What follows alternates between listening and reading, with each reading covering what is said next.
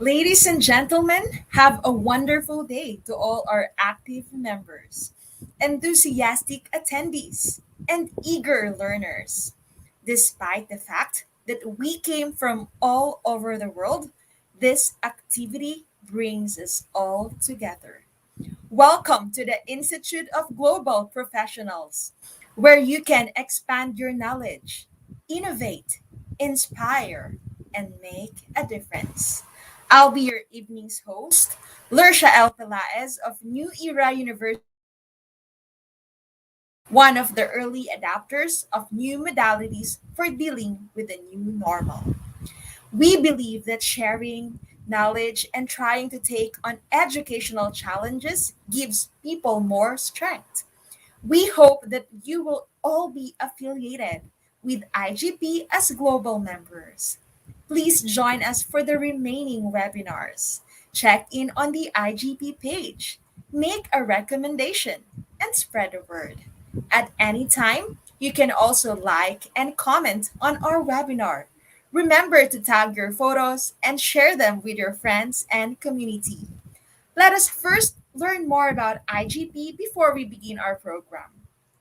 IGP is a global professional institution that serves as a resource for students and the community, as well as providing holistic social work education to develop a skilled generation. Our mission is to empower people and improve the effectiveness of training and consultation around the world. We organize our webinars, trainings, offline and online courses with the best and most experienced speakers and coaches to provide you with the best learning platform possible. A social organization, as well as an ISO certified training and education institute, internationally recognized, worldwide accreditation more than 100 countries, 100 professions, and 3,000 organizations. 700 plus speakers are expected. We have made a commitment to serve you. We hope that all of the webinars will be effective to your professional growth, and we hope that you will take part on us in this long journey. Let me remind you once more to share, tag, and comment because your support motivates us to do better and provide better service to all of you. For the certificate, make sure that you go to www.eduigp.com, the courses, and the program title, and then click Enroll Now. This is the same link that can be used to get certified. However, only after the live program, because you will need a code to claim your certificate, which we will only share during our live program. And I would like to highlight all the comments from our chat from our comment section. Thank you, Ka Marisa Gumabong, Lizelle Gabaldon, Sherman, Denise, and Judith Maltu. Thank you so much for being with us. And of course, to all our attendees, I'm happy to read all the comments. To drum up your interest, you can attend any of our free international webinars by visiting our official Facebook page, group, and YouTube channel. Every active participant will be given an ISO verified e certificate. We are thrilled to welcome you all to this magnificent occasion. Now, please join us in welcoming the IGP 261 webinar on the topic Upskilling Organizational Leadership and Managerial Skills. This is a webinar series with a program title Project Planning, Monitoring, and Evaluation. This provides us the perfect opportunity to welcome today's speaker.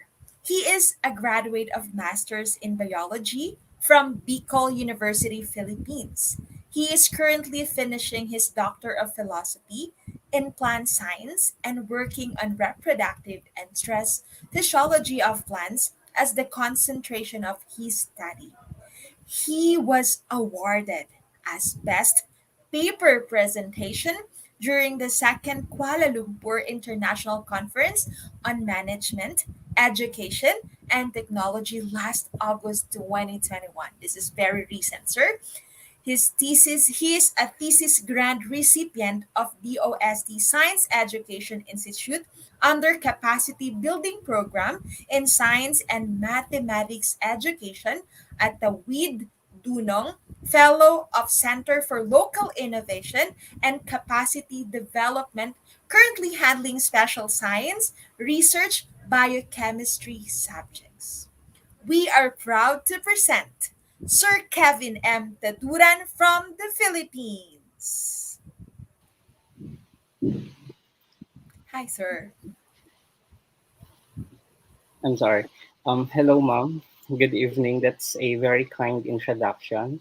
Um, just give me a couple of seconds to share my Oh, yes. screen. All right, sir. So while we're waiting for Sir Kevin, I would like to acknowledge some of the commentators from our comment section. Thank you so much. Shernan Maborang, Mona Moni, Carmela Jean, thank you. Nicole Devoco. All right, so I think Sir Kevin is already presenting, so Um, let's give it up for Sir Kevin Taduran. Thank you, Ma'am Lirsa. Um, Good evening to all the viewers in this Institute Global Professionals. Before I start my discussion, I'd like to extend my sincere gratitude to Dr. Bable and to Dr. Kaushik Datta for giving me the opportunity to be part of this online platform. In this session, I will be continuing the discussion under the webinar series 4 entitled Upskilling Organizational Leadership and Managerial Skills. However, in this topic, I will be focusing on the project planning, monitoring, and evaluation. Before I proceed with my presentation, may I just remind the viewers that the topic for this evening is applicable to all the disciplines or allied disciplines, meaning it is not only confined into the educational aspect, even though I am connected in the academy. So to start, allow me to share to you what are the different things that we'll be encountering along the course of my discussion. First, we have to define what project planning is, followed by looking into the fundamentals of project planning. And we also have to answer why do we have to conduct project planning? What are the tools needed for the implementation of it? And we have to end the presentation with respect to project planning by looking at the basic project planning steps. Now, shown in the screen are the several steps needed when you conduct a project planning. So technically speaking, project planning is just part of the project life cycle. And if we try to examine the illustration, planning is just the second phase of it. So technically, the project life cycle entails 5 steps. It begins with initiation, which means you try to observe the current events, situations, and occurrences in the community or in the institution or in the workplace that you belong, which needs interventions or solutions. So after you have done that, you have to proceed on laying down parameters or indicators which will allow you to address those. So in that case, we do the planning, and that will be followed by the execution, meaning how are these developed intervention will be implemented, and this execution should coincide with monitoring and controlling purposes, and that will end with closure. So with respect to project planning, it entails the following. First, we have to correctly and appropriately define the objectives. So looking at the technicalities of project, we look into what are the ultimate purpose, why are you doing that. So for instance, if you are connected in the academe, this is very timely, which I really agree with Ma'am Lirza. We are confronted with the distance learning. So perhaps we can look into producing projects which may cater problems which are experienced by the educators and most especially the clienteles, which are the students. And we can also extend looking into projects which can capacitate the educators and other school leaders. So once you have done the defining the objectives, it shall be followed by the explaining the scope or the context of it. And you look at the context into converting or translating that into specific tasks, which includes deadlines. And lastly, you have to generate progress reports. Now, when you do the project planning, it's very important that you are very much aware of its fundamentals. So we say that it includes the following. Number one, the scope, the cost, and the resources. So these three elements are very important since this will be your determining factor as well as it act as a imaginary compass as whether when will you be implementing the project and at the same time what are the requirements with respect to the materials and the funding if you can be able to implement it. So with that, we can adopt the WBS or the work breakdown structure. So as shown in the screen, it is a process which help us to divide the whole task into smaller manageable segments. So it's like eating a cake. So you cannot eat a cake as a whole. Instead, what you do is you divide the cake into much smaller slices, and that's the time that you can consume it later on. Now, with respect to work breaking down structure, we have to correctly identify what are the objectives, and this objective should have a corresponding resource person or the focal person who will be in charge in this particular task to facilitate its implementation. We have also to put into our mind that when we designate the position and the objectives of the work breakdown structure, it should be very clear to that person. He or she must be able to identify and to become very much aware of what are his or her responsibilities and duties. Because what is the common problem in the work breakdown structure is the person just received a designation, but that person doesn't know what are the expected tasks, duties, and responsibilities that he or she will be conducting. To continue, when we look at the fundamentals of project planning, we have to look at the identification of the problem. So this is the very crucial process when we implement the, the project. It requires a keen observation of the community, the workplace, or in um, people that you belong.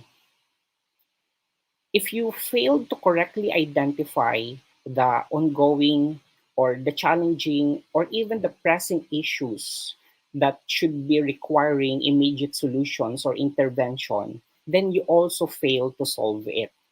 So it entails that in looking at the solution, you also have to correctly and appropriately look into the correct problems. And once you have successfully identified the correct problems, you also have to consider the priority level.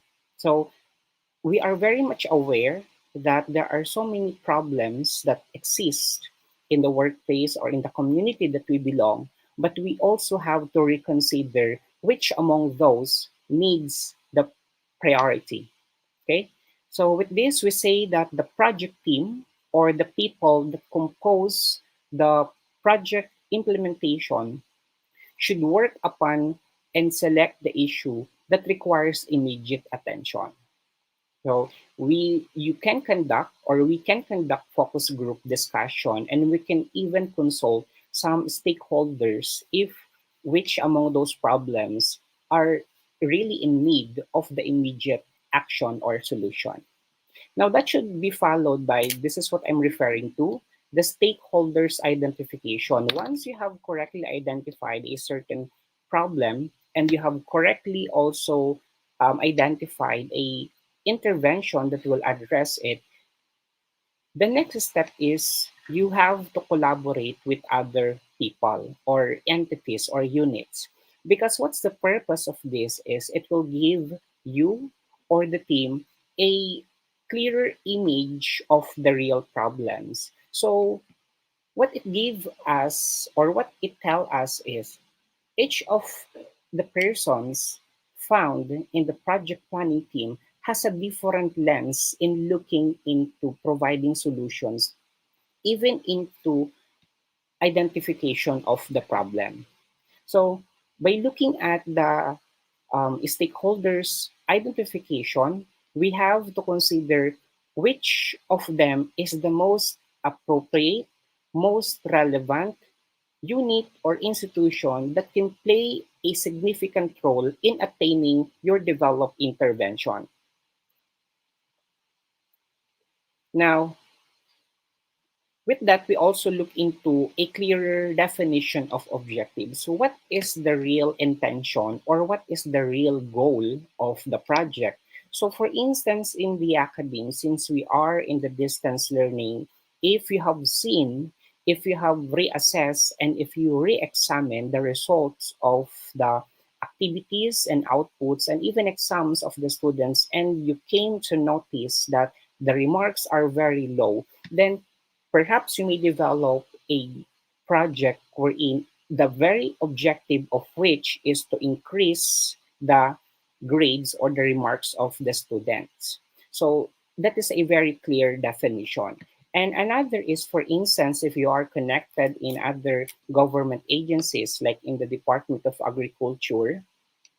Now, the problem is there is a lesser quantities which are being purchased by the people in the locality. Now, your goal is to increase the selling point of those materials or products which are being sold in the locality. So that's your objective.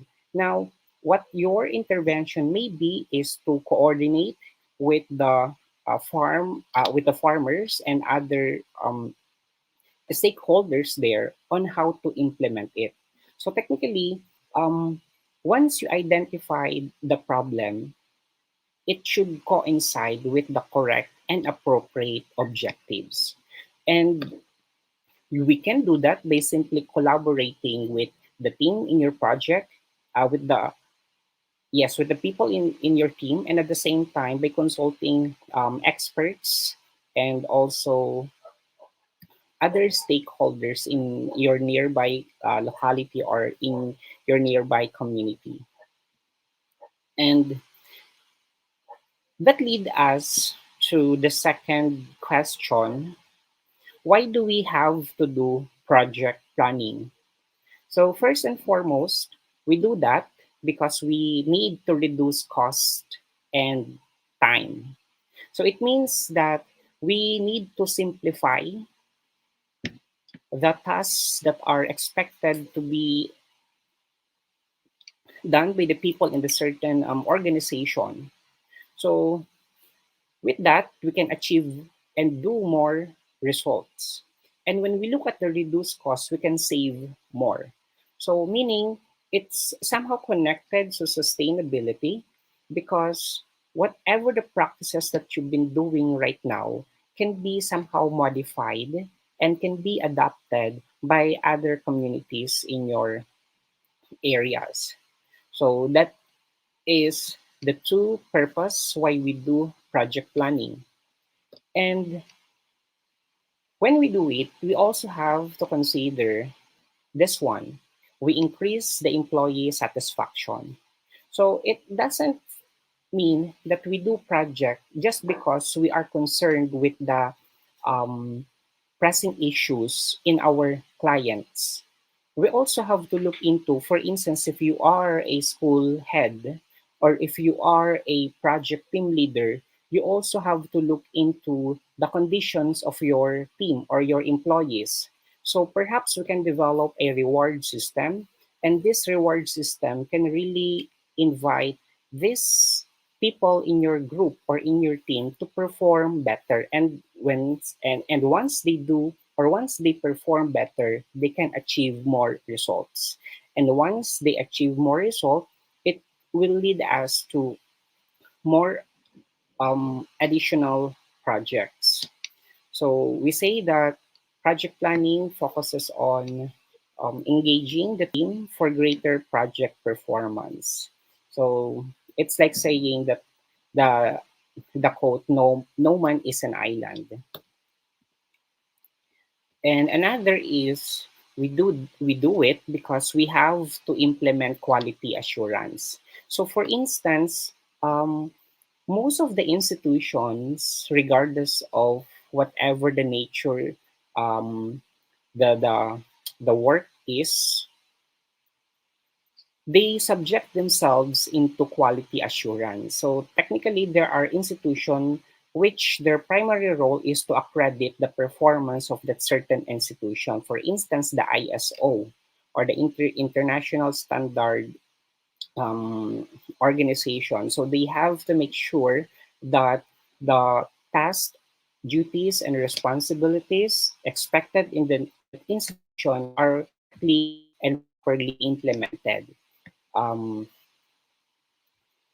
Another reason is we have to reduce project risk. So, for instance, you have devised a certain intervention that would address this particular problem.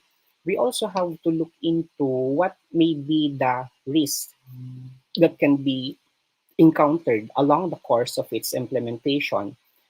Another is, if there are ongoing projects, we can also look into what specific adjustments or modifications can be done so that we can somehow simplify the work. Okay, so by that we say that we can analyze and prioritize the areas which really needs immediate um, solutions or interventions. Now, let us proceed to looking at what are the tools for project planning. So you have done the identification process of the problem which are existing in your workplace or in your community. You have correctly established the goal or the objectives, and then you have collaborate with the stakeholders which will help you achieve the outcome.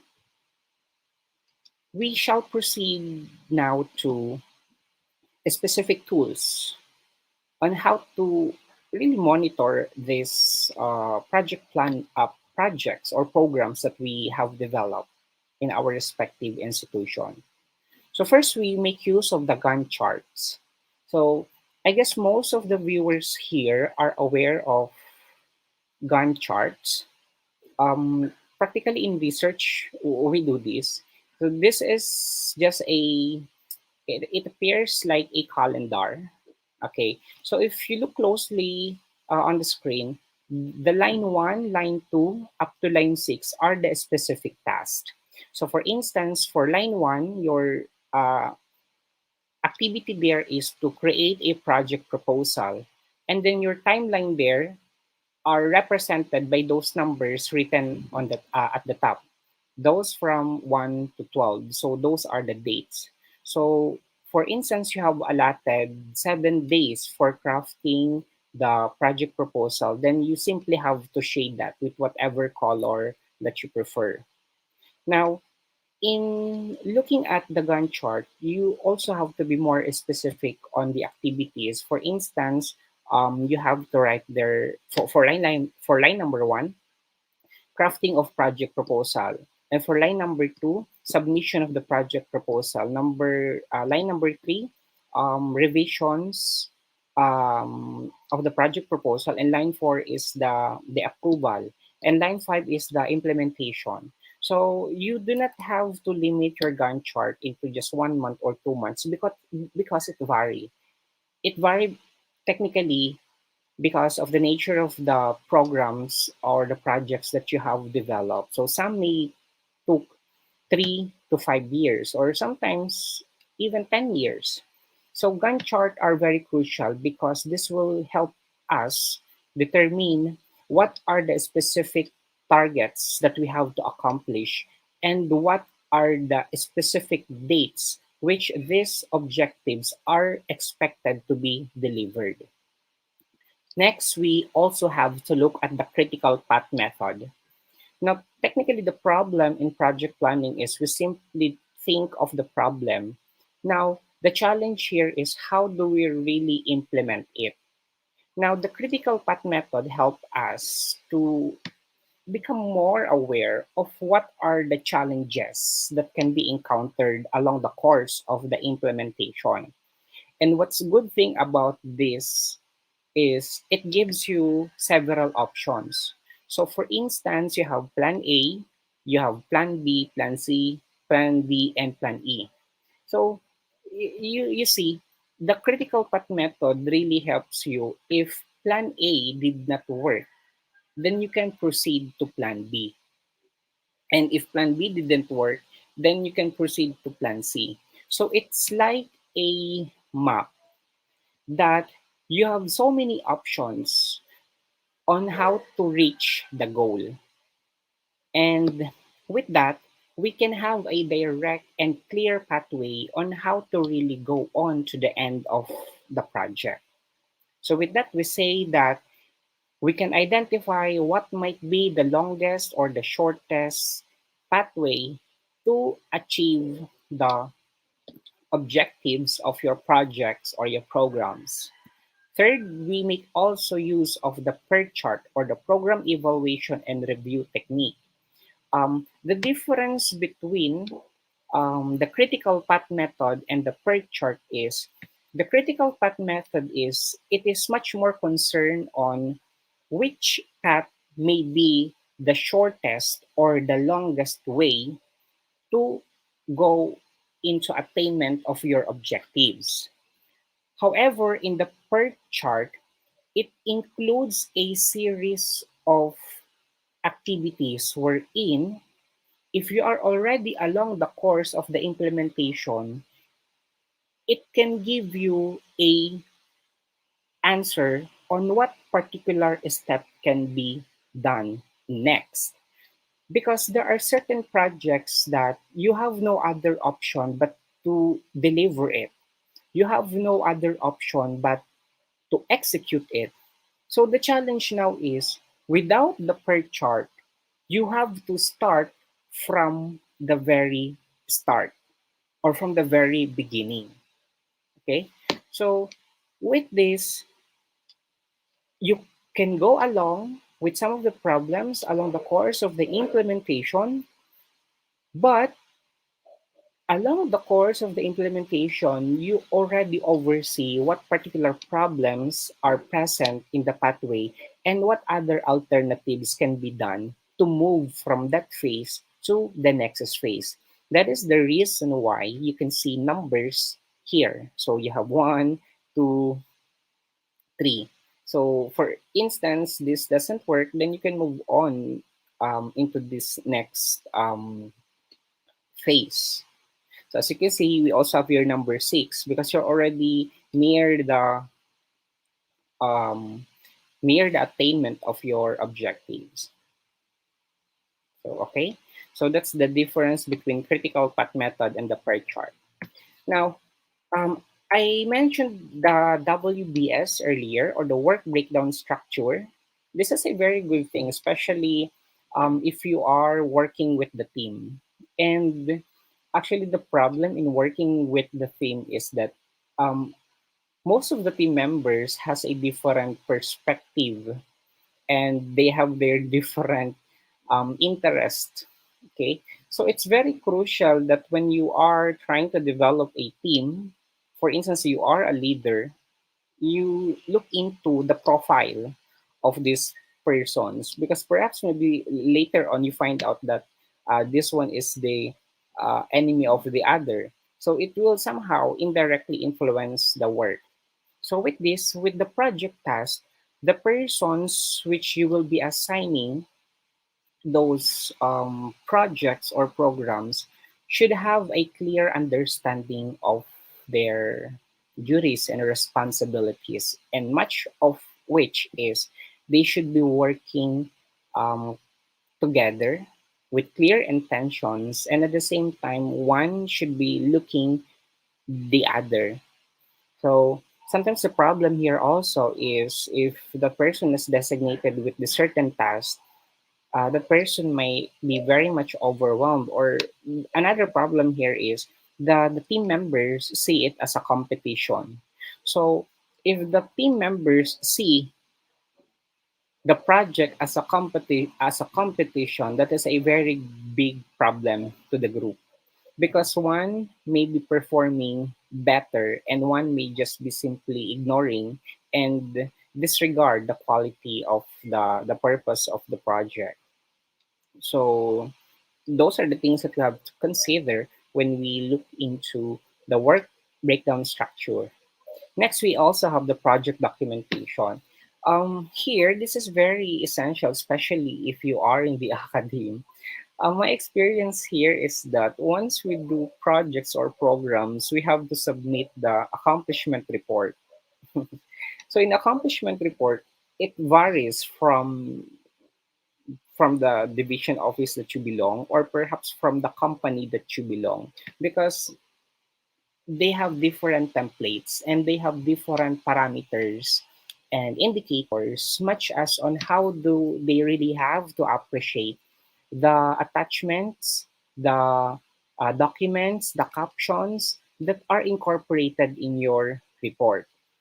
So with this, the very important with the project documentation is that it acts as a file wherein all the things that you have to consider, all the things that you have to address, all the things that will see the progress of the project or the program that you have developed should surface there.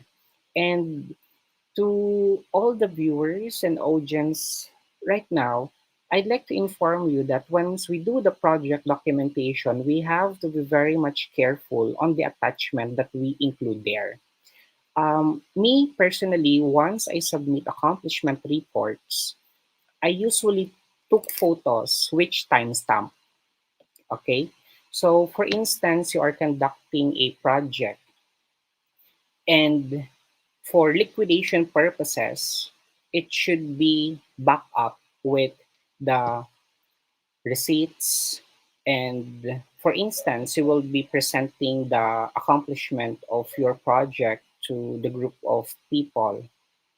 Now, it's very important that those pictures flash on the screen or submitted to the head of the unit should include a timestamp. So it means that there should be a specific date and specific time and even location where this project has been documented. What is meant by that is, or what's the benefits of that is, it gives the quality assurance team a sense of value, and at the same time a sense of trust by looking at the documents attached in that project. So perhaps we can also encourage our colleagues and the institutions that we belong that once we do that, once we do the documentation, we incorporate it. Okay, so that's it for the project documentation. It's like the A file. So in the Philippines, we call it as the project proposal. And the project proposal contains everything. It includes the rationale, the indicative days and times, and even um, the requirements with respect to the funding. And that's it. Now, I want to show you in a very simple context on how the project planning is being done. So you see here that we start with the identifying and meet stakeholders, and we have now to define the scope. It's very important that we have to define the scope because, like in research, we have to understand fully what are the contents of your program and what are its delimitation. Then, after which, it shall be followed by setting and prioritizing objectives because sometimes we can be too overwhelmed with. Actually, I understand that we are very much over excited in providing solutions, but sometimes we tend to destroy the ultimate goal or purpose of the project because we include so many objectives which are not really necessary in it. Now, after we set and prioritize objectives, we have now to look into determining deliverables. So, in this specific time, in this specific date, what are the target deliverables or the outputs? And then with this, we convert or translate that into a project schedule. So, it's very important. I mean, it is very important practice that we have our very big whiteboard in our offices, and we can um, place there the specific um, activities that should be taking place in that day. So with that, we also look into the risk analysis. Actually, in other references, the risk analysis can be done or can be placed after defining the scope. So as you can see here, the risk analysis was done after creating a project schedule. But in other references, this risk analysis can be done right after the defining the scope. So the question at hand now is, which is better? Are we going to do the risk analysis after the definition of the scope and the limitation, or shall we do it after creating a project schedule? My answer there is it depends on your team, on whatever agreements that you had. But with reference to my discussion, I'd rather give you the implementation of risk analysis after the creation of project schedule. Why? Because you already concretize what are the specific materials that should be delivered, what are the specific targets, goals, and objectives that should be achieved, and in what particular months, days, and time, which all of those should be met. So, by having those data already at hand, that's the best time that you can do the risk analysis. So, lastly, it will end with the setting the progress and reporting guidelines. So, ladies and gentlemen, we have one, two, three, four, five, six, 7 steps to follow once we do the project planning steps. So it's just similar to this presentation. So after determining the deliverables, look into the creating project schedule, the risk analysis, and we end up with setting progress and reporting guidelines. So my dear audience, once we have done the setting progress and reporting guidelines, that will lead us to the next topic for the session, which is the monitoring and evaluation. So you see the trend. After you have conducted the project, what's very essential now that you have to do is how do we monitor and how do we evaluate it? So in this session, I'll gonna give you a good understanding on its importance and the key concepts and of course its frameworks and what are the factors that can be embedded in the monitoring and evaluation. So we'll go on with the following definition of monitoring and evaluation. Why do we have to do it? What are the logical framework, its life cycle? How do we do the collection of data? How do we analyze it? And how do we really conduct a very good evaluation with respect to monitoring and evaluation? So with this, we're gonna meet these key terms, the indicator, the impact, baseline, target, goal, outcome, input, output, intermediate result. So these are the terms that plays a very good importance once we understand the monitoring and evaluation. Now, I want you to look at the uh, comics flash on the screen because sometimes people tend to be confused with respect to the difference of monitoring and evaluation. So, looking at the first image on the left side, so we say that project. So, have you reviewed the data? Now, why do we have to do it? Or don't review it because we're just fine. So, now if you look at the other image on the right side, you can see that the people here is saying that um, are we on the course or are we on the right track? And then that's the moment that the members of the team or the project just inform their captain that here are the latest evaluation. So you see, it appears like the project or the program is about to end, but the mechanisms that has been done with respect to the progress of the attainment of the objectives were given very much late. So with that, we say that monitoring is a continuous gauge whether the project, program, or intervention is being implemented according to plans or targets. So that's very simple.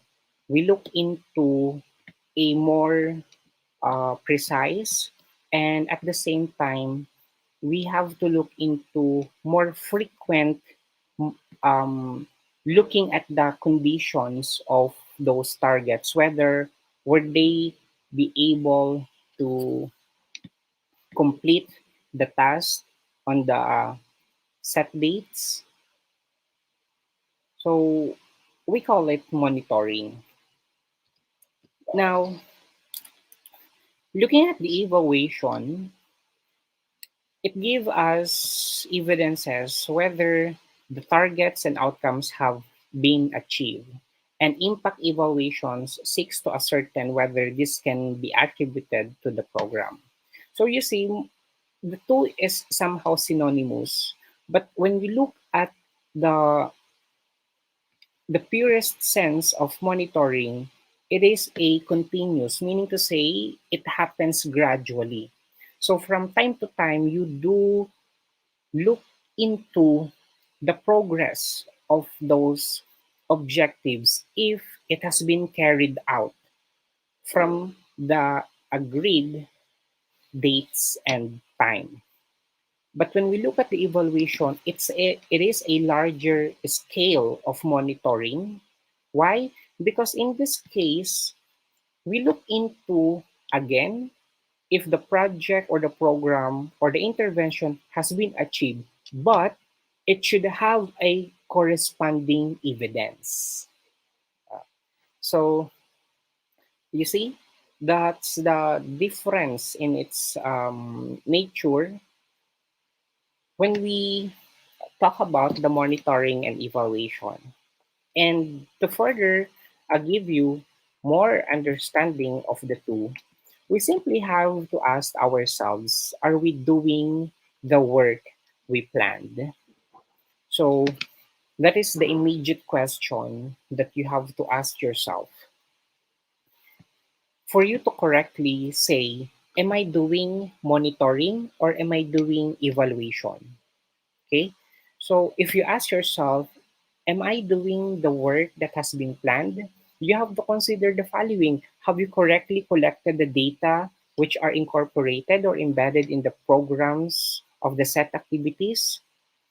And when you do the monitoring, it is ongoing and it is being done in routine. So, meaning to say, the checking of the status shall be done every Monday or every Tuesday or every 12 in the afternoon. And we do monitoring by looking at the activities, especially with respect to what are the micro outputs that has been achieved compared to the actual targets that has been set on that day. And when we look at the evaluation now, or if you will be conducting evaluation, the guide question that you can ask yourself is how effective were our activities? So you look into the efficiency and the effectiveness of it. So for instance, you do evaluation because you have to look into, are the collected data are correct? Are the collected data appropriate enough to answer your goals or your targets? So if you cannot do answer that, then perhaps you are doing monitoring. Okay. But with respect to the time frame, monitoring is ongoing, monitoring is routine. But when we do evaluation that is periodic, so what is meant or what is the difference between the two with respect to its time frame is evaluation is longer compared to monitoring. So periodic can mean perhaps every quarter of the year, or perhaps every after a year or annually, something like that. And you have also to remember that that should be backed up with evidences.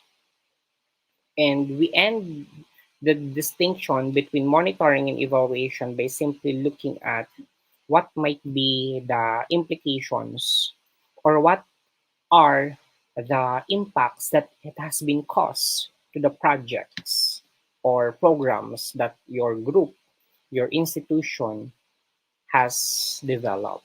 So you look into the effects. So was it able to really increase the remarks of the students? Was it really able to simplify the work in your office? Was it able to motivate the employees in your company? So that's the difference between monitoring and evaluation. And sometimes when we do evaluation, we also look into asking the respondents to answer a evaluation sheet. So it means that you also listen to the mind of the people that you have collected your data, to the people that you have acted as the resource persons, and to the people that has been part of the implementation of the paper.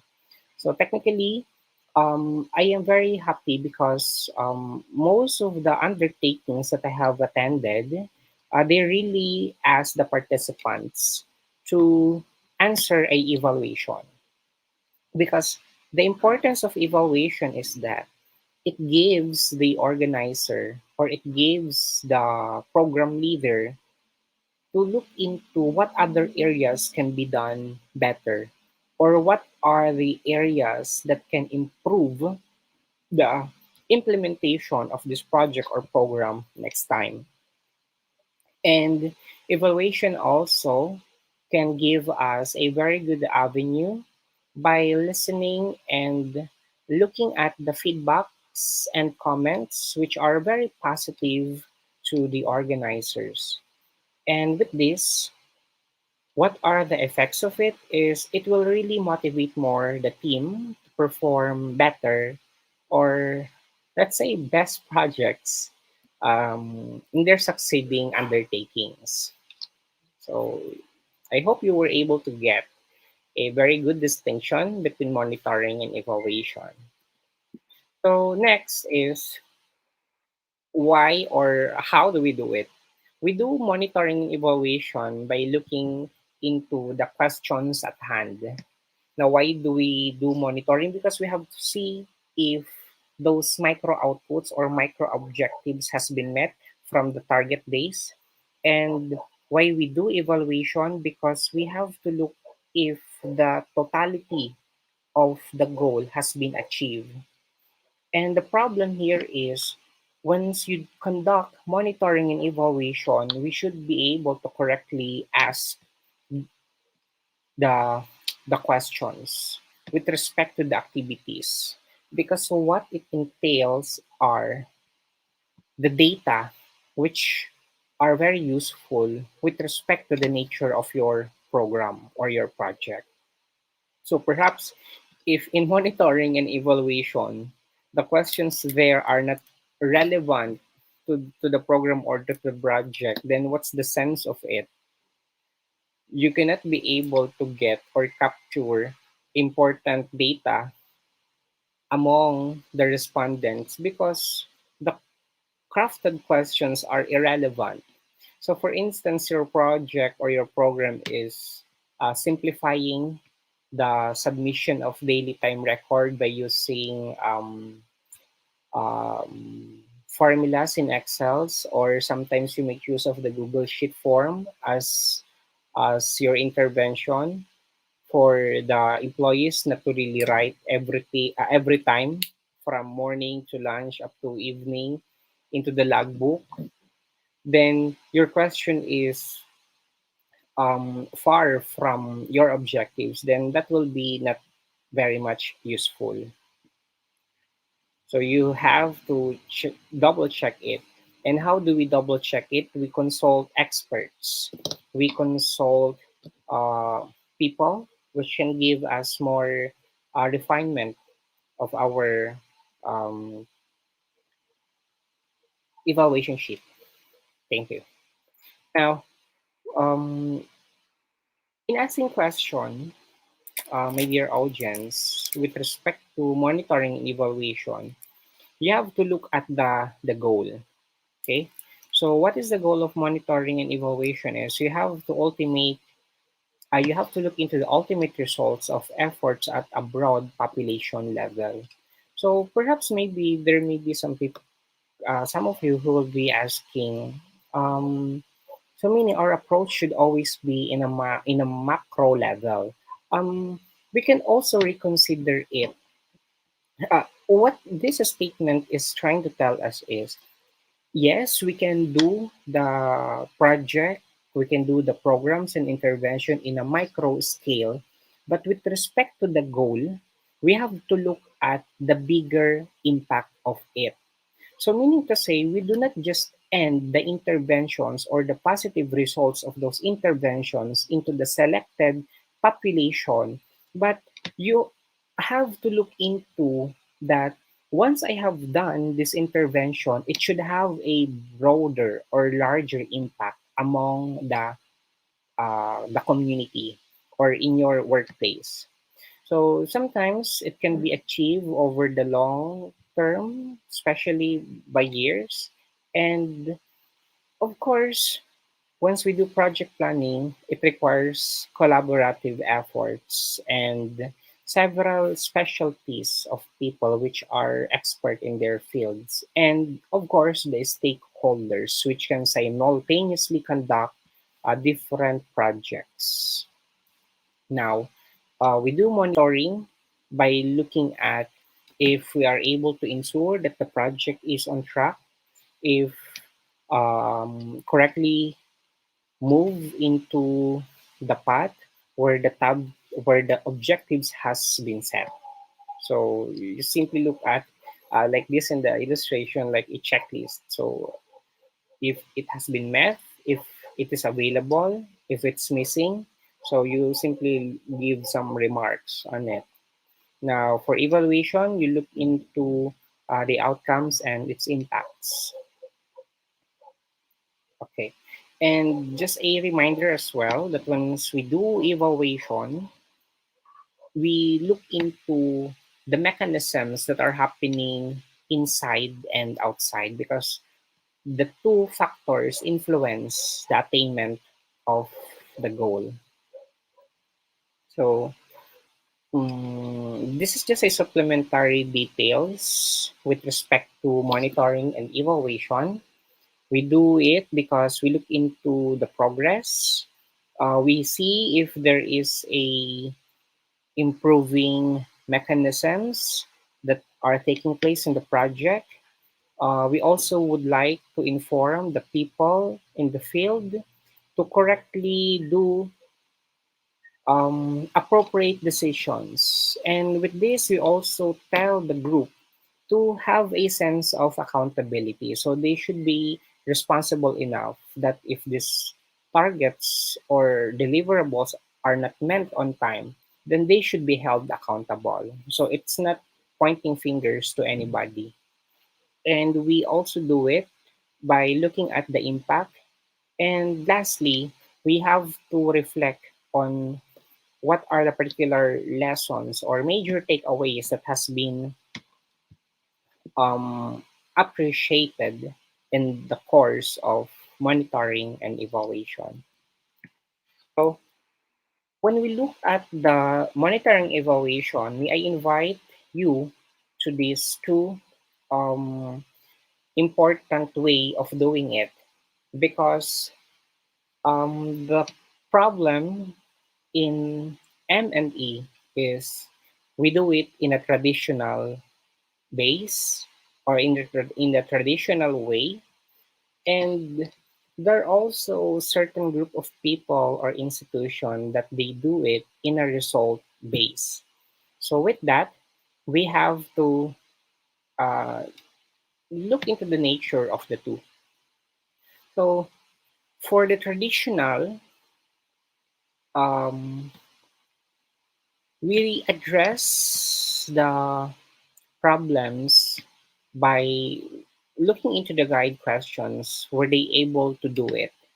So with that, we have to have a follow-up question that will serve as our guide in conducting the traditional way of monitoring and evaluation. So were they able to mobilize the needed inputs? Were they able to undertake and complete the agreed activities? Did they deliver the intended outputs or the products or services to be produced? And with respect to the activities, what are the programs or projects that have taken place? Or, yes, what are activities that have taken place? What are the outputs from these activities have been counted? So if you look at traditional way, it's a good thing. It's a good thing in a way that it's very specific, and at the same time, it also connotes a micro targets and micro outputs.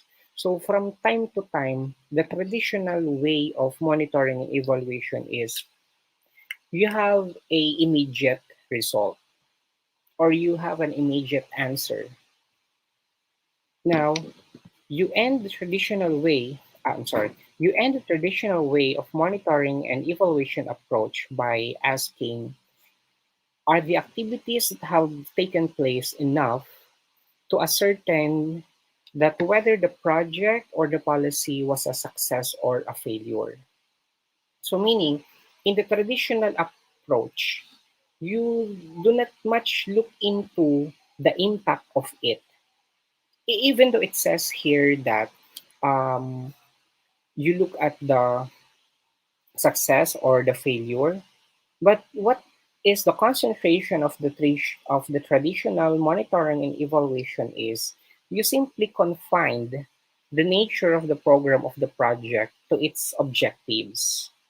Okay, so you disregard some of the accessory or the supplemental impact or the implications which are all positive, which can somehow contribute to the attainment of the project or the program.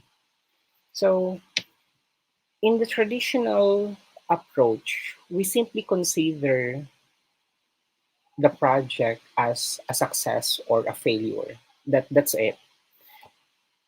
On the other hand, when we look at the result-based approach, it's a very good deciding point because here we immediately give feedback to the actual outcomes and the goals of certain actions. So, with that, we say that the institution that you belong can immediately give you feedback, but at the same time, you recognize all the negative and all the positive comments, inputs, suggestions from your clients.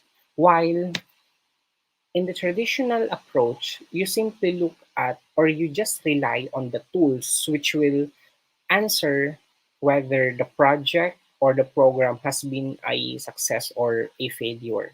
So in result based, what you do is you look into the target outcome, and this target outcome you look into the outside box. So by looking at the outside box, you look at all the positive and negative comments are which were given by the clienteles.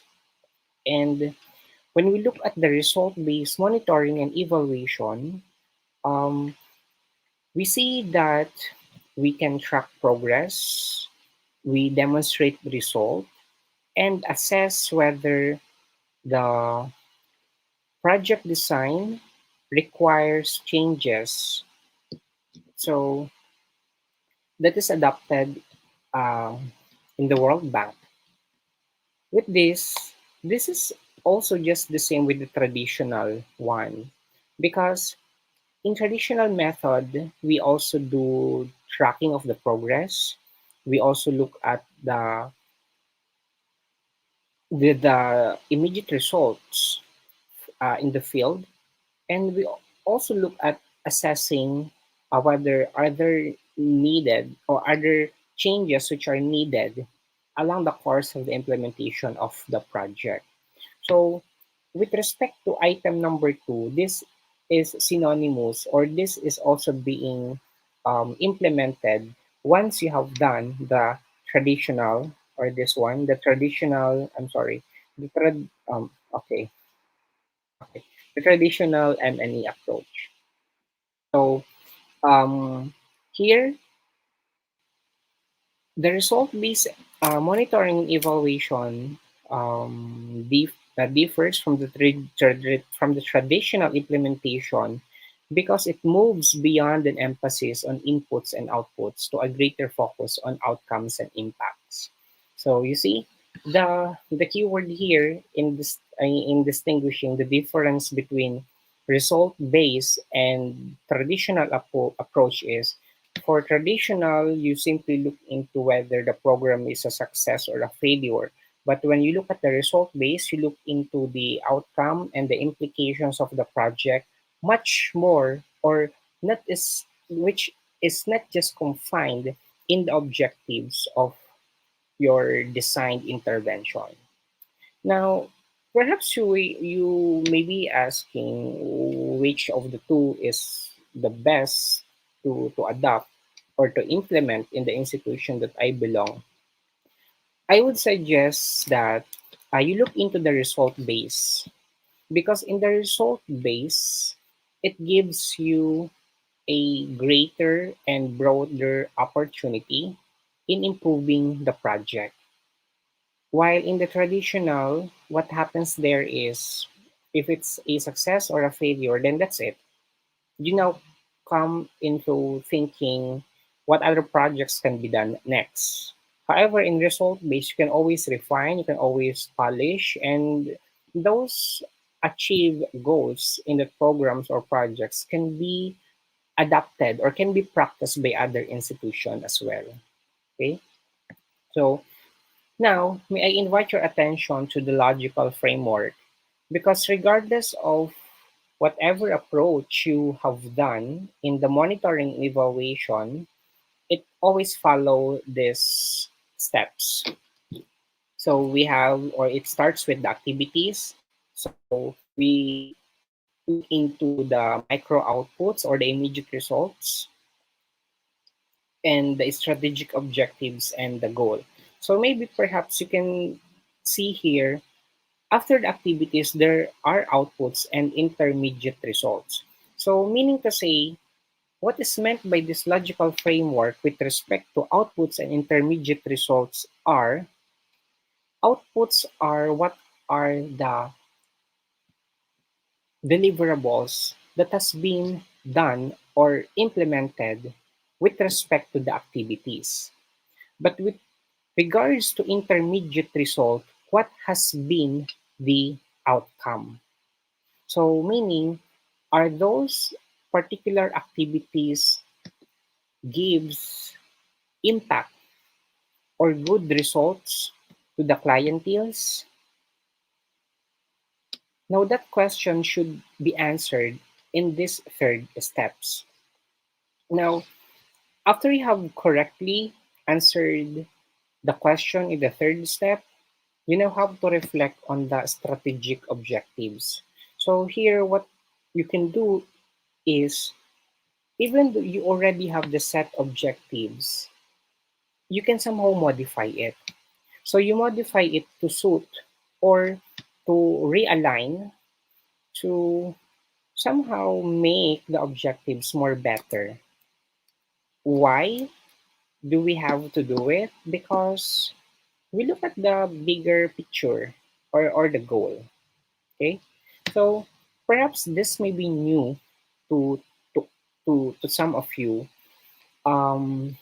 Perhaps her understanding may be, you have here the objectives, then you have here the activities, you have here the outputs, you have here the intermediate results, and then you have here the goal. Okay, but with respect to monitoring and evaluation, okay, um, the first step that we have to ensure is the activities. We have to look at the activities. Are the activities, I mean, what are the activities that are taking place in the program? Okay, so that's it. We do not look into the objectives. So again, regardless if whatever approach that you have considered to follow, it always starts with this one. Okay, so with that, um, we look at its framework. So you see here the goals or the impacts. The main consideration why we do it, because we have to look at the long term. So it's very important that we do not just perform projects or interventions which can be useful in a short period of time. We always look into the effects of it in the long run. So um, it's like the quote, you have to teach a man. I mean, if you give a man a fish, you let him live for one day. But if you teach a man how to fish, you let that man live his entire life. So, with respect to the goal, we always look at it in the long run. And for the objectives, we are targeting a specific outcome or change. This is the pressing issues that are happening in my community or in my workplace, and I want to change it. Now, that's the purpose why we have to set objectives. And once we set objectives, we look at the intermediate results. So, what has been the complementary benefits that can be observed or can be seen among the group? And what are the series of activities that need particular outputs or additional tasks or modification. And with respect to inputs, it entails the resources which are in form of financial, sometimes in in human resources and materials.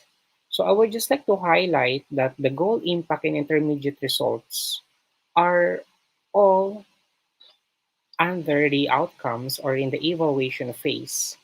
And for the monitoring, we do it by looking at the processes. Okay. So here, for example, your goal is to make your employees more participative. They have to become more active in in their works and in the task that has been designated to them. And your another goal is to include them in all the projects and undertakings that your institution is implementing. So your objective will be, you want them to be more inclusive, and there should be a representative in or among the members, because we always observe that in groupings there's always a leader to them. So you always have to give a chance to connect with the leader uh, in that group. So you have to look at the intermediate results, the output, activities, and the inputs. Okay, so there. Um, Another consideration that you have to do when you do the monitoring evaluation, you have to look at the outcome versus the process indicators. So, meaning you have a very good distinction and good understanding with what are the implications and what are the necessary steps needed along the course of the implementation of the program. And then you, as the project leader, or for instance, you are the member of the quality assurance team, you have a very good understanding of the factors or the attributes that are associated with respect to qualitative and quantitative areas. And once we do the indicators, it should be smart. So if it's smart, we say that it's specific, it is measurable, it is achievable, relevant, and time bound. Okay. And with that, we also have to set baselines and benchmarks. So for baselines, we have to look at the before and after. For the benchmark, we have to look into what have you hoped to achieve at the end, or it can be a pilot testing. Then we also have to consider the targets. Now, once we do the the inclusivity and the log frame, we have to look at the evaluation and monitoring as a process wherein they have to work hand in hand. So as flashed on the screen, you can see the enumerated criterions that we have to reconsider, all of which should be addressing your corresponding achievements or set goals. Now, for the project life cycle, this is what I'm referring on my first slide. It has to start with the project design, then followed by the project startup, then followed by the project management, then that will end to the project evaluation. May I just put emphasis on that once we talk about the project life cycle, it has to start from the phase one. So if you have started with the phase three or phase four or in any part except phase one, then your project is in danger because you are like trying to build a house wherein you started with the roof but without foundation. So once you deal about the monitoring and evaluation life cycle, you have to follow the steps. Okay. So with this I'm sorry, it says here that we also have to incorporate the gender in mainstreaming the project life cycle. So why gender? What is the role of gender in mainstreaming a project or a program? My dear audience, believe me or not, gender has a very good impact in achieving a project. Um, Most of the leaders, and if you look at the data, most of the leaders or the chief executive officer or the presidents of corporations or institution, male has a dominant mark or status quo in the community. But if we have to look closely and if we have to re-examine with respect to the performance, which indicates whether the goals or objectives has been met, it is the female which has a very good or keen process with respect to the quality assurance purposes. So the question at hand now is who will be the team leader or who will be the leader of the project or program? Um, Since we are now in the 21st century, that is no longer a concern. What is more concerned for us is to correctly designate the task and tell them and make sure to them that they have a very good understanding of their duties and responsibilities. And with this, I would say that gender shouldn't be an issue. You or we should be taking the roles equally. And we also have to recognize, we also have to acknowledge that males can also do better works than females, and females can also do better works than male. So it's just looking into or filling in the gaps that cannot be done by male and cannot be done by female. So they have to work hand in hand. So with this, we have to mainstream the tools. And how do we do it? We involve experts. That is why we always look into the profile of the person, whether will this person be able to give us substantial comments, inputs, and suggestion for the betterment of the program? Will they be able to give us a support? Okay. And with that, we also have to enable the members of the team to participate, and everybody should be benefiting equally. Okay, so even though we develop interventions such as the reward system, we have to take note that all the members should be given equal appreciation for them to be not left behind of the group. And now, once we look at the project design, it's very important that we have to look into the feasibility and attainability of it. Because sometimes if you are very much overwhelmed with the objectives, you tend to fail in achieving it. So you have to look into the time frame, at the same time the availability of resources, the availability of funds. So those are the main points in setting the goals and objectives. And you have to recognize the comments of the members. It doesn't mean that you are the leader. All the decisions, all the inputs should be coming from you. You have also to listen among your peers. And with this, we also have to look at the goals and outcomes. So once we look at the goals and outcomes, we also have to look into the comments and suggestions, whether is it positive or negative, because that will help us better the project. Okay, so with here for the implementation, we have to disaggregate the data, we have to compare it, and then we have to monitor the progress.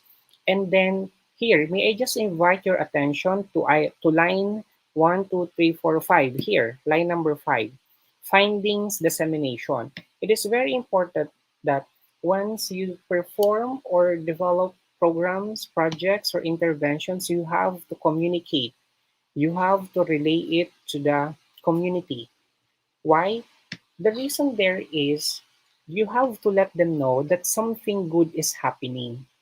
So if they are aware that something good is happening, they have this understanding that there are series or group of people which are somehow concerned with the pressing issues at hand. Okay? And the implication of which will they can be agents in a way that they can be more participatory in that project. So they can have the initiative to be part of the program.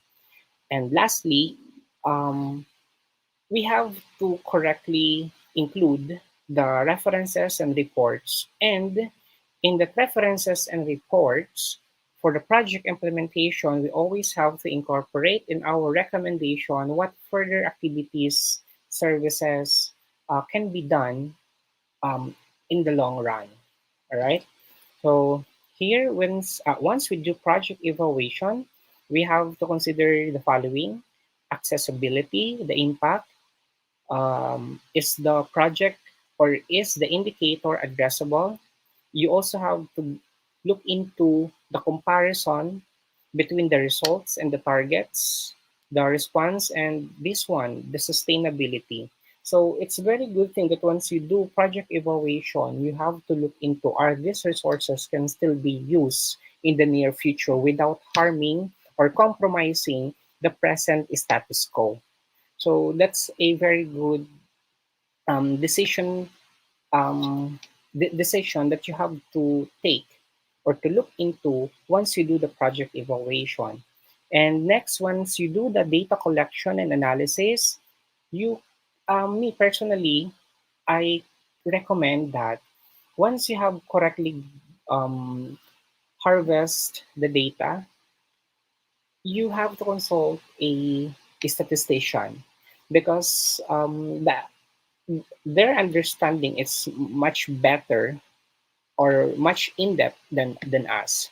Or I can also recommend that before collecting the data, before analyzing it, you communicate or you consult to them so that you can correctly also identify what particular data or what correct data should be gathered.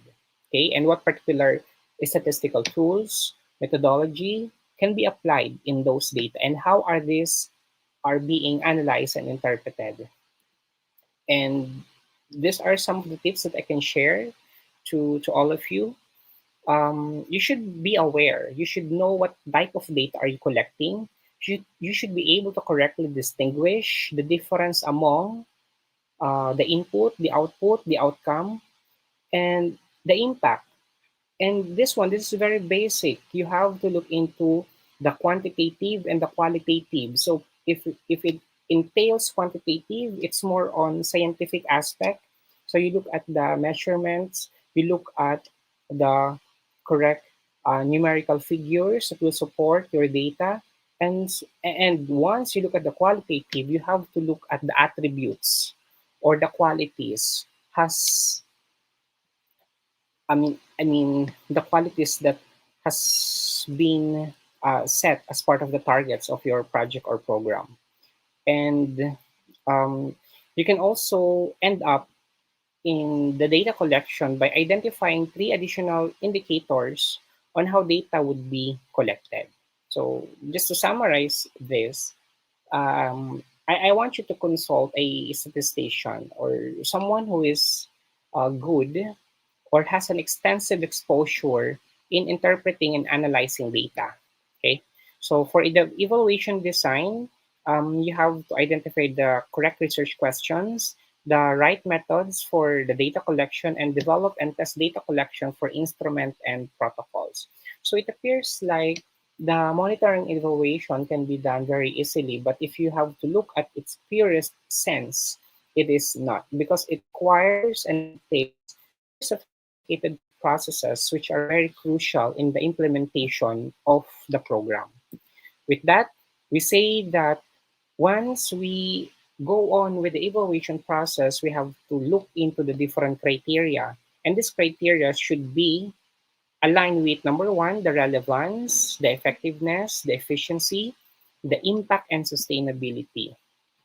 And for the evaluation and assessment, um, we have to look at these are just examples.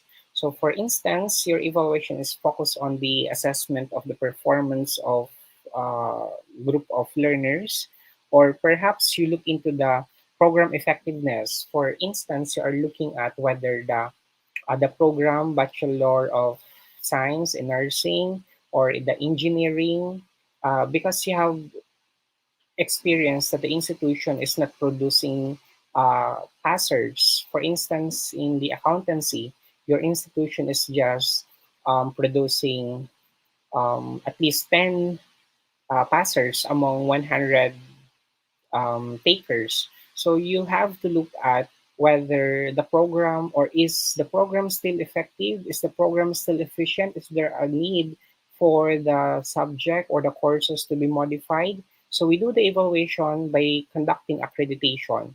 And for the session, I mean, we also do session which addresses project evaluation. So we certainly do focus group discussion. So the focus group discussion is very helpful because here we listen to the mind of the members, and at the same time we build a sense of belongingness. And lastly, for the project evaluation, we can do it by formative or summative. But sometimes here, the trend here is you simply fill in a evaluation sheet, and that already gives the organizers whether the program has been a success or not. Okay, so here this is just the continuation of the evaluations and projects. So we look at the once we look at the goals and outcomes, we have to reconsider the project management and of course the behavior. This is just an example.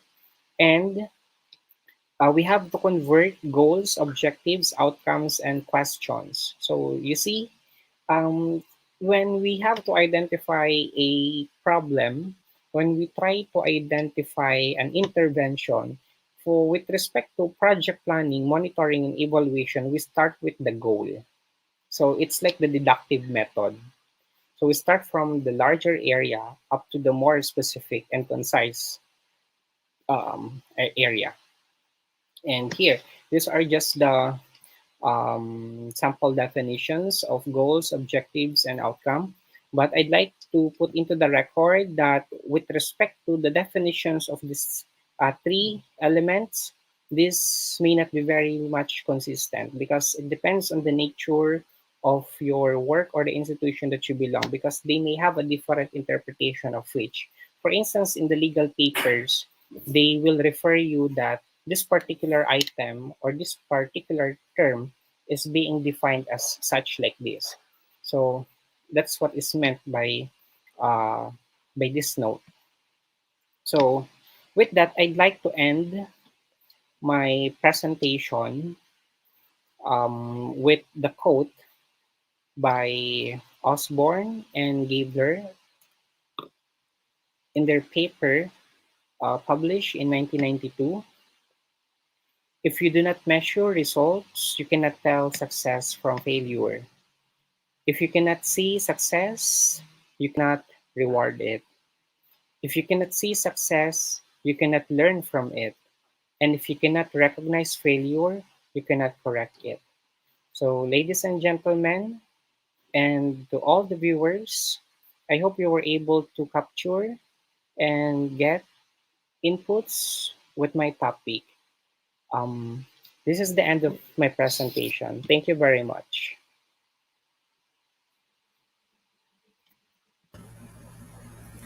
Thank you so much, Sir Kevin Taduran from the Philippines. We are really impressed, sir, with your presentation, and it was extremely informative and interesting. We hope to see you again in our next webinar. Your presence here has undoubtedly enriched today's webinar, and for that, we are truly thankful. Thank you once again. Let us give a virtual round of applause to Sir Kevin Taduran. We will now apply the power of preparation, planning, monitoring, and evaluation. We realize that it really provides strategic planning to come up with a successful result. So thank you for making it clear for us. Once again, Sir Kevin Taduran, we will see each other again for the question and answer portion of today's webinar. Thank you, sir. Thank you po. And now we will proceed with the online quiz competition. We are inviting everyone to join this quiz competition.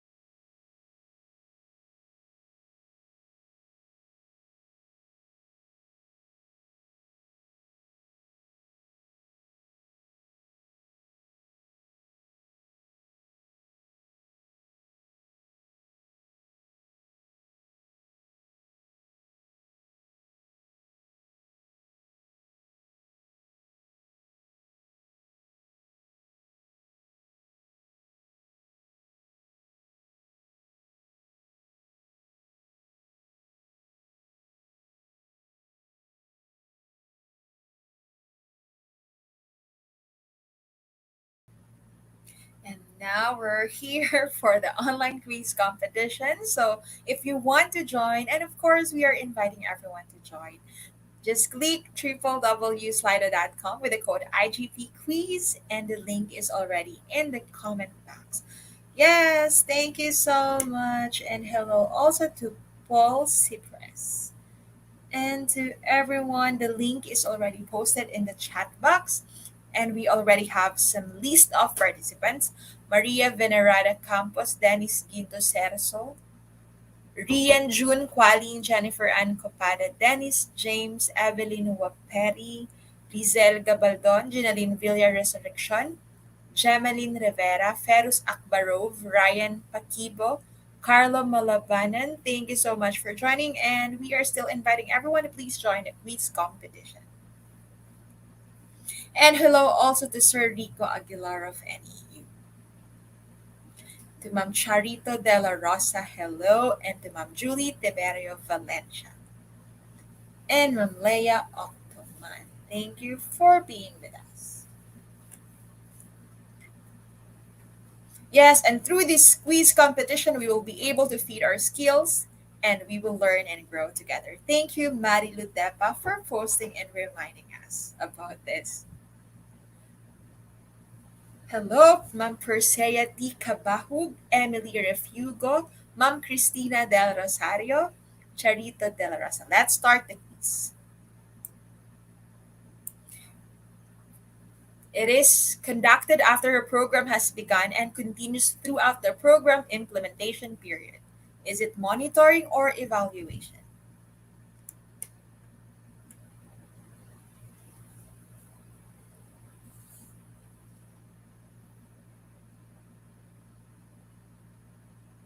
74% answered monitoring, and congratulations because you chose the correct answer. Now let's proceed with the second question. Dennis Ginto Cerso is on top. It is sometimes referred to as process, performance, or formative evaluation. Is it monitoring or evaluation?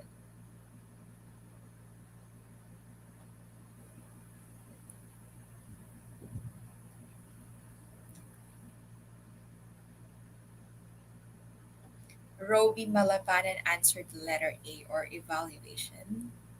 88% answered evaluation, and the correct answer is monitoring.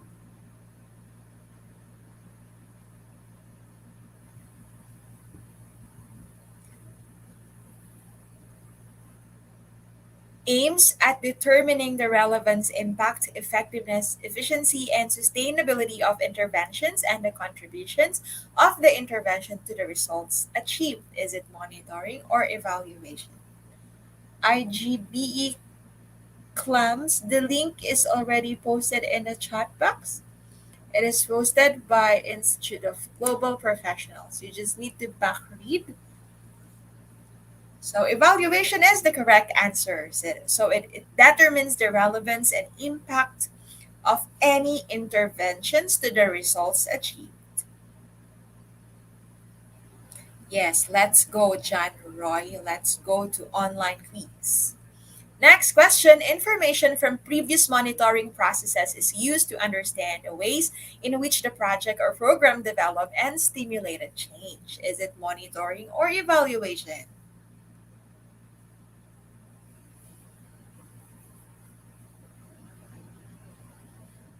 Thank you for some of the participants who are answering in the chat box. Kamarisa Gumapo. And the correct answer is, of course, evaluation. Most of you got it correct. Congratulations. Ginaline Villar is still on top. Next question. Appraise data and information that inform strategic decisions, thus improving the project or program in the future. Is it monitoring or evaluation?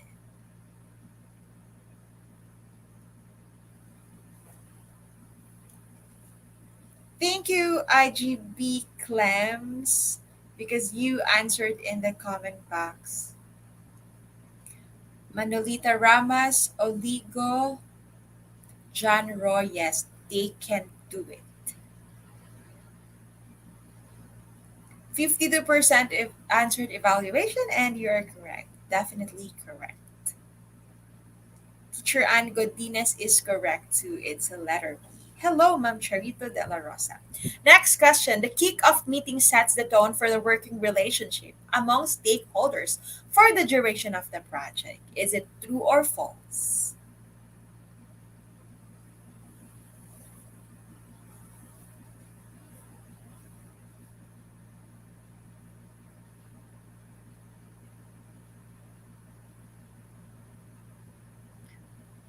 91% answered true, and you're correct. Yes, everyone is correct. And Maria Figuera, you're correct too. Congratulations. Also, Lourdes Valdez Icala.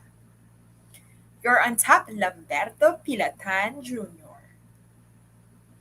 Project planning is a crucial stage that comes right after initiation in project management phases. Is it true or false?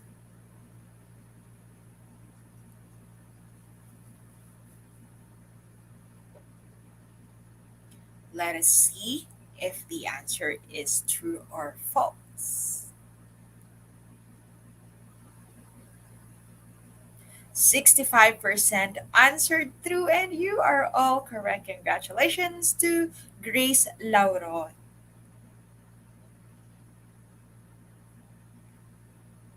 The first place is still Lamberto. Next question, this is for number 8.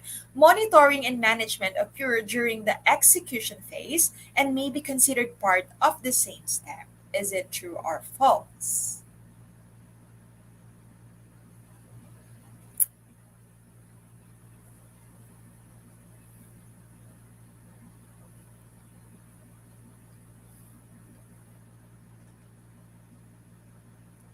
Wow, 82% got it correct. Congratulations. Also, Manolito Ramas Oligo, Maria Fede Guerra, Lourdes Valdez Icalia.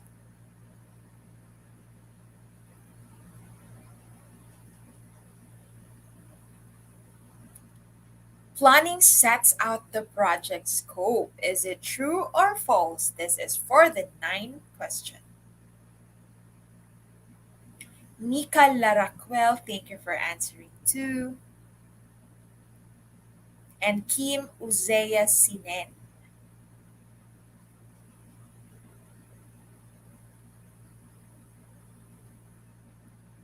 The correct answer is true. Planning really sets out the project scope. And now let's move on to the next question. Initiation defines project goals and objectives. Is it true or false?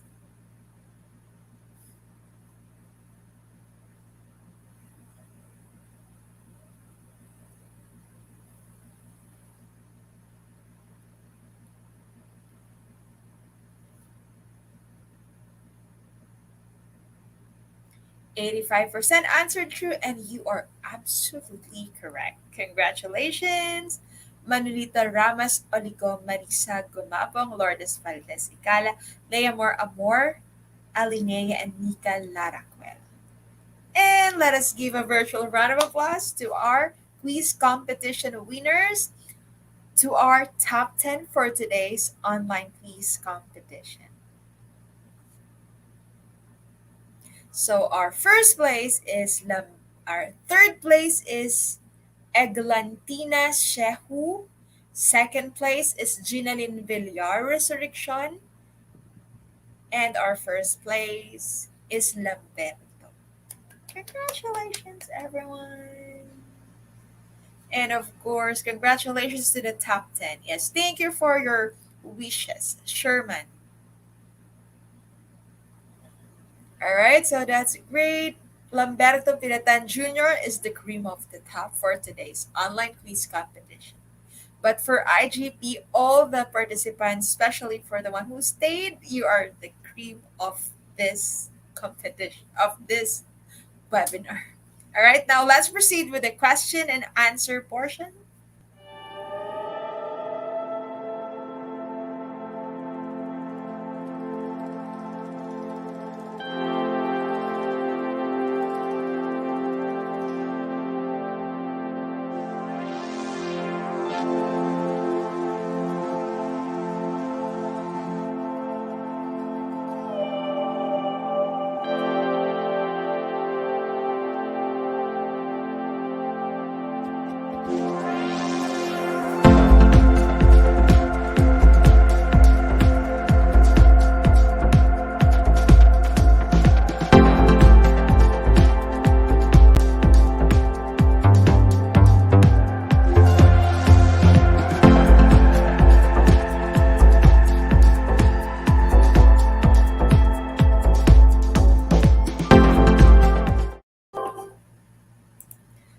again, hello, Sir Kevin Teturan.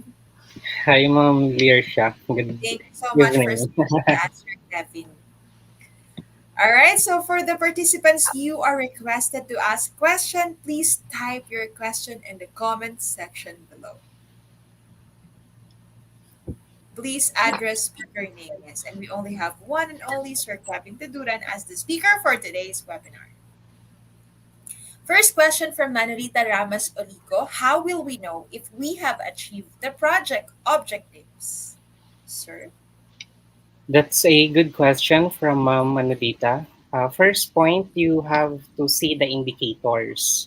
So those indicators can be embedded or are present along the course of the program or the project, which are reflected as tools. So those tools, if shows the correct results, and at the same time, if those results gives a positive remarks with the consonance of the quality assurance team, and also if the additional documentations that will support the accomplishment of the program of the project, all of which says that it has met satisfactorily, then we can say that the project has been successful. And aside from that, those indicators can be complemented by testimonies. So, testimonies from the respondents. You ask them a series of questions. How has been or how was the topic with respect to the implementation? What are the implications that it has uh, brought to them? What has been the major takeaways and best experiences that they had? Then those complementary testimonies from the respondents can also be another tool to see whether the project, the program, or the intervention is a success. Thank you. Thank you, Ma'am Manolita. Thank you so much, sir, for helping us understand if we already achieved the project purpose. Now, from Sir Leserio del Moro, Sir Kevin, as a school leader, would you recommend your discussion in the crafting of SIP or AIP? All right. That's this question is very nice. Thank you, Sir Liserio. SIP stands for Strategic Intervention Plan, and AIP stands for Annual Intervention Plan. So this is very common, especially to those who are employees of the Department of Education. Now, to address the question of Sir Liserio, yes, I would just not recommend, but I will require. Why? The purpose and the reason behind there is it requires a collaborative effort. So meaning you have to listen on the side of the different people found in your group because they are the one who are in the field. So they have the first hand experience on what particular problems, what particular interventions, what particular solutions can be incorporated along the course of the school year or along the course of the year. So it's very essential that we do not just recommend to include the people in the crafting of SIP and the AIP, but we have to require them because they are the best persons to give a very substantial inputs with what particular areas to be given priorities in this particular program. So with that, we also have to look into that the school leader should be the captain of the boat. So particularly as the captain, he or she should know how to correctly handle the group, and at the same time if the target are really met, and if all the members are very much aware of this of their duties and responsibilities. So, Sir Lesario, that's a good question, and I hope I was able to give inputs with respect to your query. Thank you so much, sir. We now understand that SIP and AIP can identify the desired goal for next year because it's annual, sir. Right? Annual. So, Yes. question number three from Manolita Ramas again. Project monitoring is very crucial. In reference to its importance, what best practices can you recommend for project monitoring and controlling process? Yeah. That's another brilliant question from Mama Nolita. Um, Actually, the problem once we do the project monitoring and evaluation, much as the controlling processes, is one of the best practices that we can integrate in doing so is creating a quality assurance team. So the quality assurance team are the best personnel or the best group of people that will ensure whether the targets has been set, whether the program monitoring and evaluation has been correctly delivered on the set group of time and in the expected time frame. Now, one consideration that in creating a quality assurance team is you should have a very good standards for this person to be qualified to be part of the quality assurance team. Why? Because that standards dictates whether is this person is the best person that can really re-examine, reanalyze, reevaluate whether the performance or the output has been met.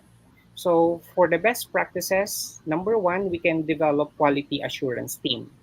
And number two, we should be transparent. Transparent in a way that whatever problems that has been met along the course of the implementation of the program or project, it should be communicated correctly, appropriately to the group. Why? The purpose of which is to build trust among the peers. If the group has this feeling that they are being valued with those findings, then they become more accountable. So if they felt that they have a sense of accountability, they become more responsible. And that responsibility triggers the group members to perform better. So for the best practices, Ma'am Mandolita, I can give two. Number one, develop a quality assurance team which will oversee the flow of the program project monitoring and evaluation, and it should have a corresponding standards that will make us that will serve as your basis to make them more qualified in doing their duties and responsibilities. And for number two is you have to be open-minded and at the same time transparent with all the gathered results, findings to the team members because we have to build um, a sense of belongingness among the group members. Thank you. Thank you so much, sir. So, the next question, what are the steps to be done if the output does not met the objective? All right. So that's another good point. Now, if we have to revisit my presentation, I have incorporated there um, the tricks. So let me just go back. Um, I made mention of one of the tool, which is the critical path method, and also the per chart. So those two tools can give you and at the same time help you what particular interventions can be done if this particular process or phase failed to take place in its expected um, objectives or targets. So in that case, you have to have with you the the PERT chart or the program evaluation and review technique because it includes what are the possible interventions that can be done, or what are the possible steps that your group or your team can done to troubleshoot or address the problem, much as provide solution. And another, if the plan or the objectives failed to meet its target purpose, again, you can make use of the critical path method or the CPM, because these two tools can really help us to have a more concrete steps. So we do not just simply think of this is the problem, then this may be the immediate solution, or this is the solution that I've been taking out, that I've been thinking right now. So we don't do that. We have to really build and establish those tools which are very instrumental in the implementation of our uh, interventions, projects, and programs. So to to, to the person who asked the question, again, may I invite you to make use of the critical path method or the CPM, and of course the program evaluation and review technique or the PERT chart. Thank you. Thank you for your question and for your answer, sir. And from Manolita Ramos Oliga, sir, your two answers are more than enough. So it's very clear, sir. And from Lourdes Valdez Icale, how about if the project did not prosper according to plan? Can we make adjustments during the implementation process? Um, Ma'am Lourdes, that is a you're in the decision phase. You're in the decision phase wherein you have to be very careful. I don't want to answer this in my own perspective. Rather, I have to. I want to answer the question of Ma'am Lourdes, objective as much as possible. So we can't do that. We do not have to make adjustments right away. What I mean by my statement is you can come up with um, interventions or solutions or troubleshooting mechanisms with respect to the ongoing challenge. But you have to make sure that it has been communicated properly, it has been communicated correctly to the team and to the project team leader. We have to get the consensus and the approval of the team. If the team agrees that it should be carried out, if the team agrees that, okay, we can do it, we can troubleshoot it, we can do this, then that is the time that, yes, we can do adjustments during the implementation process. So, with respect to the question of Ma'am Lourdes, um, it's only the key there is communication. You just have to communicate correctly to the correct persons, uh, most especially to your team. Because even though, for instance, you are the project team leader, it doesn't mean that you are the one to make all the decisions. It's like in the Supreme Court, even though you are composed of different justices, even though if you are the supreme justice, the decision in that particular case is not dependent in your legal opinion. It should be in the consonance of all the members. So with that, Ma'am Lourdes, we have to communicate with our members. We have to check their consensus. We have to arrive wherein everybody should agree with the troubleshoot mechanism or intervention that should be implemented once the program failed to prosper in its expected plan. Thank you, sir, for making it clear for us. Especially right now, communication is really a must because implementing project is not just about being yourself or this is my plan. So you should include Mm. all the persons instead, the one who implement the Yes, plans, the planner members. of the project. Yeah.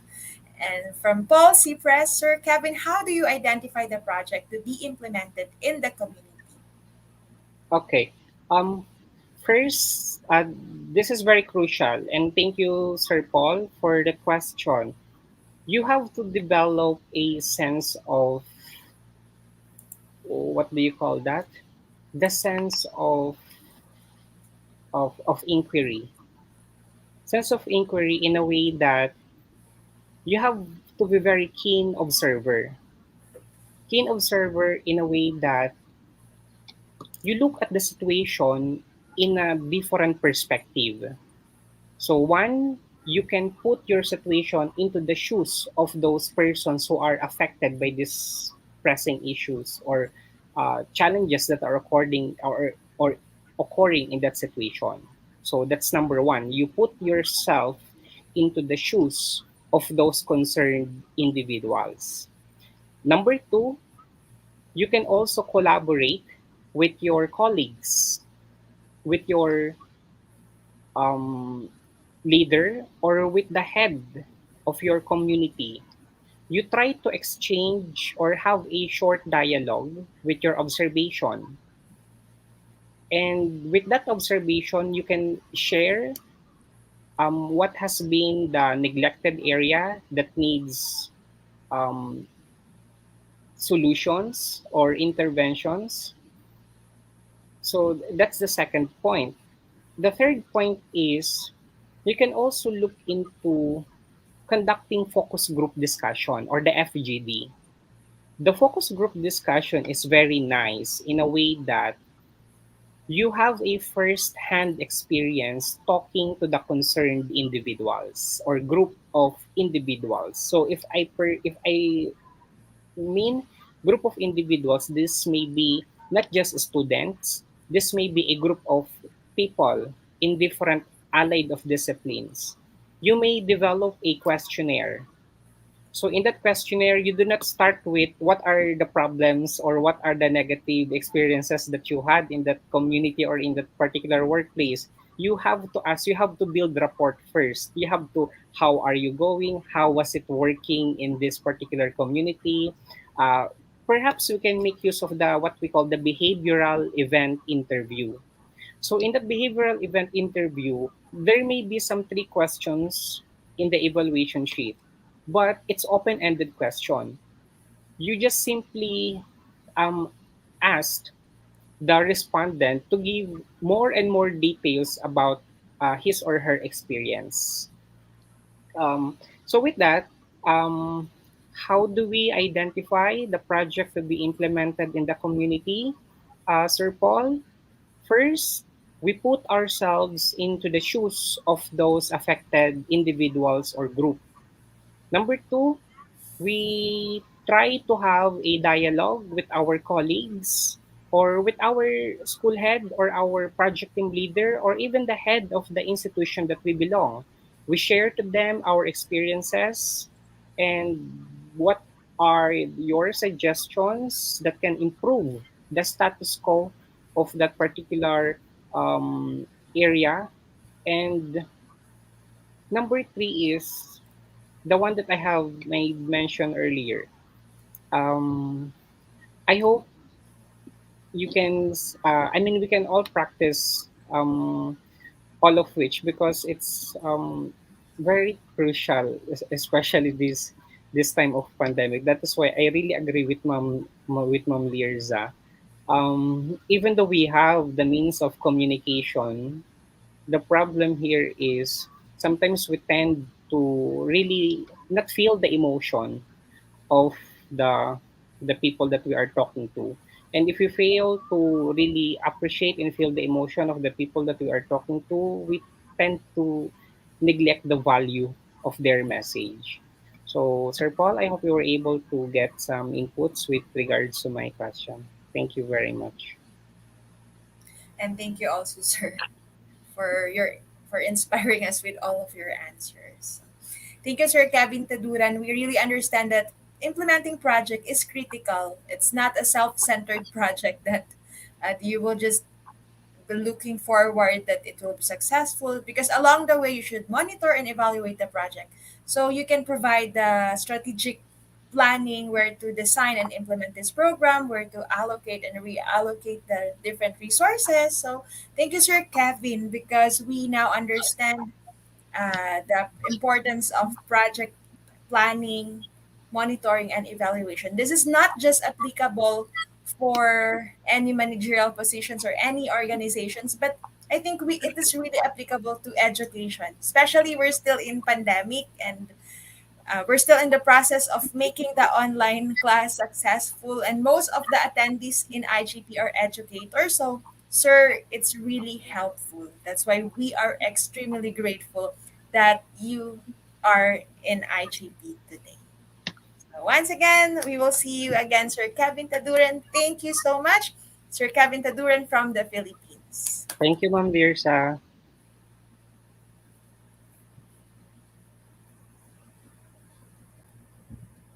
And now we come to the almost end part of this webinar.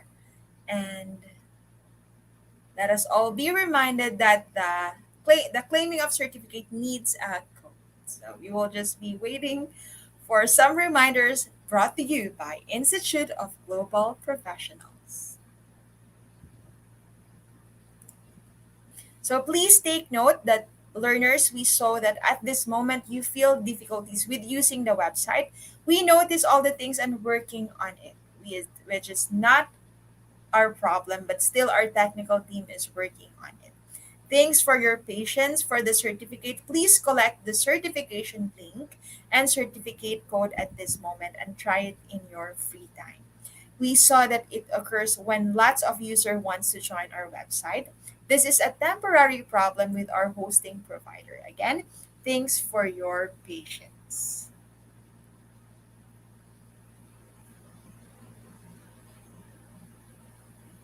For today's certification process, November 21 is the date. Please note that today's program name is Project Planning, Monitoring, and Evaluation with the code IGP 9090. IGP 1990. Without the code, no one is eligible for certificate. So make sure that you get the code, but don't worry because once you get the code, you can claim your certificates anytime, anywhere. But without an account or on our website you can visit, but you can't do anything functionally. That's why you need an account. You need to be enrolled in today's program. Always welcome ka, Marisa Gumabo. Again, for today's code, it's IGP 1990. Thank you, Eugene the Best Gabriel. And that's it, everyone. Dear aspirants of knowledge, thank you for joining us today. We now understand that we need to plan, monitor, and evaluate. And I think we can also assess ourselves.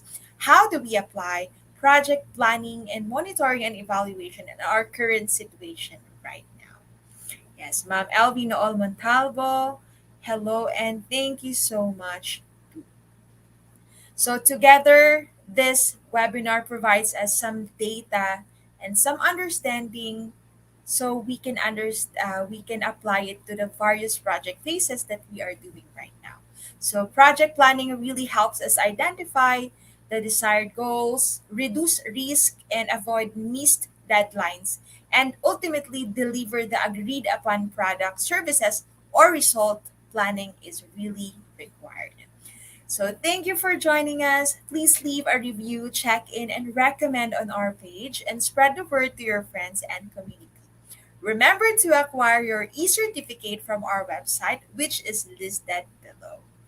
And Eden Hernandez Delgaco, Sahana Akhtar, A.K. Adhikari. I would like to read all your names, but I cannot because we are very thankful that you stayed with us.